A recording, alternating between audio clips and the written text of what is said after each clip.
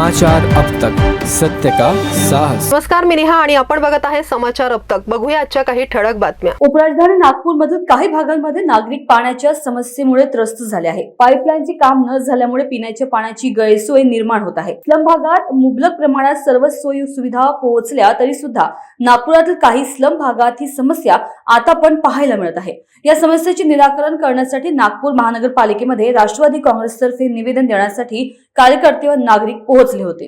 सगळ्यात पहिले पाण्याची जितकी समस्या सगळ्या झोनमध्ये या जलप्रदाय विभागाकडनं सुरू आहे महानगरपालिकेच्या, त्याच्यामुळे सगळे नागरिक त्रस्त आहे। स्लमचे घोषित झाल्यानंतरही तिथे आजही नळ कनेक्शन लोकांना मिळत नसून टँकर पाठवण्याची वेळ या महानगरपालिकेला आलेली आहे। त्याच्यासाठी आवाज उठवण्यासाठी आमचे प्रदेशचे हाजी सोहेलभाई पटेल आणि त्यांची पूर्ण अल्पसंख्याकची कार्यकारिणी आणि सगळे हे नागरिक इथे जमाव करून आज इथले जे कार्यकारी अध्यक्ष आहे जलप्रदाय विभागाचे त्यांच्याशी भेटून पूर्ण समस्या त्यांना अवगत करण्यात आल्या। तिथे आशीनगर 2चे पंचपाई असो की दक्षिण नागपुरात क्षेत्रातील नायक असो यांच्याशी देखील थेट संपर्क साधून लवकरात लवकर सगळ्या पाईपलाईनच्या जोडणी होऊन लोकांना निर्दोष पाणी मिळालं पाहिजे यासाठी राष्ट्रवादी काँग्रेस पार्टीने आज इथे निवेदन दिलेलं आहे श्रीकांतजी वायकर साहेबांना।